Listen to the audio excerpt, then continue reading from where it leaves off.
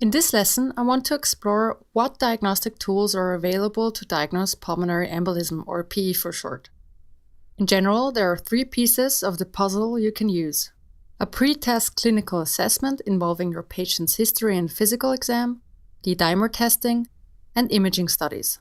But let's dig a little deeper.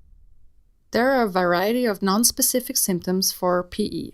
The most frequent symptoms are dyspnea or breathlessness, chest pain, coughing, and symptoms suggestive of deep vein thrombosis, like lower leg swelling and pain. Other less common symptoms might include fever, hemoptysis, arrhythmias, or syncope.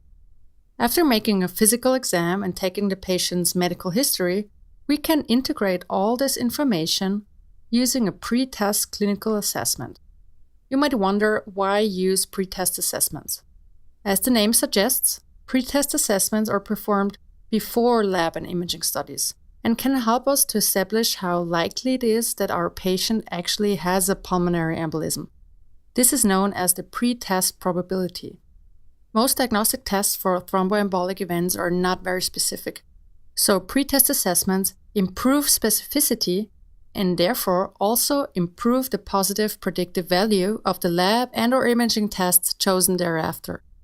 So by narrowing down which patient has a high or low probability of having a thromboembolic event, we will gain better diagnostic results and eventually will treat our patient better than without these assessments.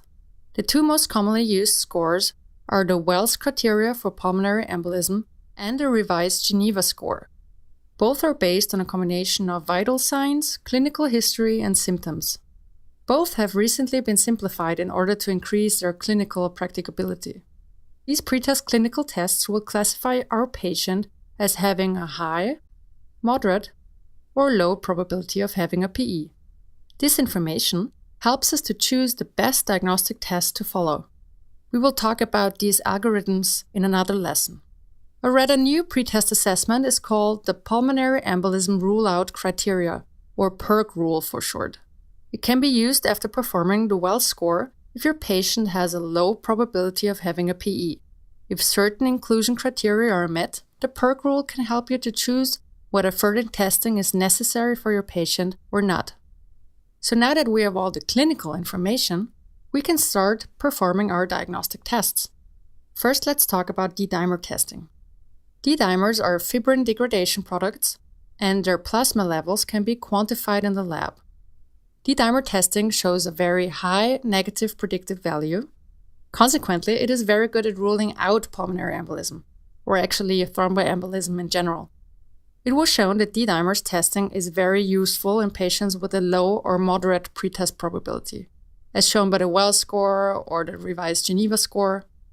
In patients with a high pretest probability, D-dimer test results do not provide any helpful additional information, as negative results will not rule out PE in this special situation, and D-dimer testing should therefore not be performed.